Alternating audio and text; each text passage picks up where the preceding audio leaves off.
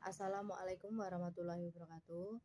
Di sini saya akan menyampaikan apa fungsi paralegal dalam kasasi, peninjauan kembali, dan eksekusi putusan perceraian Islam. Kasasi ialah upaya hukum terakhir, pembatalan terhadap putusan pengadilan tingkat pertama atau putusan tingkat banding.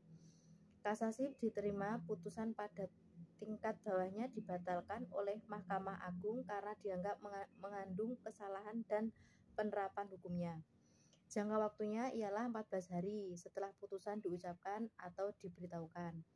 Pernyataan kasasi dapat diterima apabila pajar biaya perkara kasasi yang ditentukan telah dibayar lunas. Permohonan kasasi dalam waktu 7 hari harus sudah disampaikan kepada pihak lawan. Selanjutnya, memori kasasi selambat-lambatnya 14 hari sesudah pernyataan kasasi harus sudah diterima pada pengadilan agama. Jawaban kontra memori kasasi selambat-lambatnya 14 hari sesudah disampaikan memori kasasi harus sudah diterima pada pengadilan agama untuk disampaikan pihak lawannya. Selanjutnya, pencabutan permohonan kasasi diajukan kepada Ketua Mahkamah Agung melalui Ketua Pengadilan Agama yang ditandatangani oleh pemohon kasasi.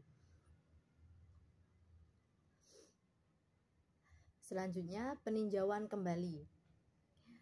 Peninjauan kembali ialah upaya luar biasa karena pada dasarnya putusan yang telah berkekuatan hukum tetap sudah bersifat final, tidak bisa diganggu-gugat lagi. Padanya mengandung berbagai macam kekuatan mengikat yang mutlak pada para pihak. Peninjauan kembali ialah memeriksa dan mengadili atau memutus kembali putusan pengadilan yang telah mempunyai kekuatan hukum tetap karena diketahui terdapat hal-hal baru yang dulu tidak dapat diketahui yang apabila terungkap maka keputusan hakim akan menjadi lain.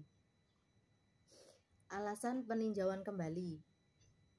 Apabila putusan didasarkan pada suatu kebohongan atau tipu muslihat pihak lawan yang diketahui setelah perkaranya diputus atau didasarkan pada bukti-bukti yang kemudian oleh hakim dinyatakan palsu.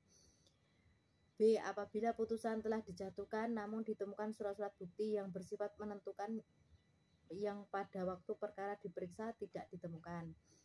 C. Apabila putusan dikabulkan suatu hal yang tidak dituntut atau lebih daripada yang dituntut.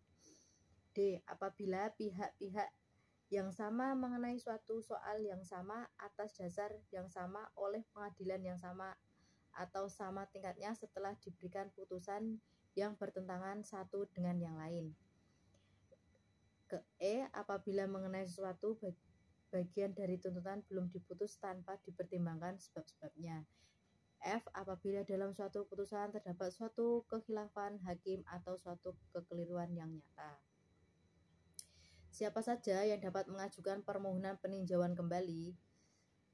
Hanya pihak yang berperkara sendiri atau ahli waris atau seorang wakilnya yang secara khusus dikuasakan untuk itu.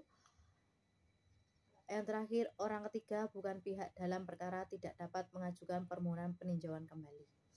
Berikut yang dapat saya sampaikan. Assalamualaikum warahmatullahi wabarakatuh.